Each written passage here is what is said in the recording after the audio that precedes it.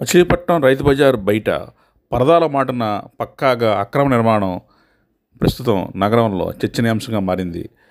గడిచిన 2 రోజులుగా నగరపాలక సంస్థ పట్టణ ప్రణాళిక విభాగం అధికారులు రోడ్ల మార్జిన్ వెంబడి ఉన్న ఆక్రమణ తొలగింపును కార్యక్రమాలు చేపట్టిన సంగతి తెలిసిందే.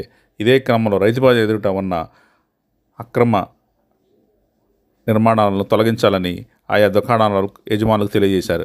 ఈ క్రమం పెట్రోల్ బంకు గోడకు ఆనుకుని ఓ పూల కొట్టు ఉన్న సంగతి తెలిసిందే. ఈ పూల కొట్టు వెనక రైతు బజార్ గోడకు ఆనుకుని పక్కాగా దుకాణం నిర్మించేయడం గమనార్హం. ఇప్పటివరకు పరదాలతో కప్పి పక్కా నిర్మాణం కనపడకుండా కవర్ చేశారు. ఆక్రమణ తొలగింపుతో ఆ పక్కా దుకాణం అక్రమ నిర్మాణంగా అందరూ గుర్తించారు. ఈ క్రమంలో అటు నగరపాలక సంస్థ అధికారులు కానీ ఇటు రైతు బజార్ అధికారులు కానీ ఏం చర్యలు చేపట్టి చూడాల్సి ఉంది.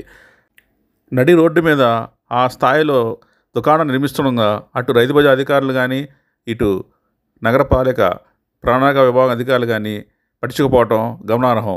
అందరికీ తెలిసే ఈ పక్క అక్రమ నిర్మాణం జరిగిందా లేకుంటే దీని వెనక ఎవరున్నారో తేలాల్సి ఉంది.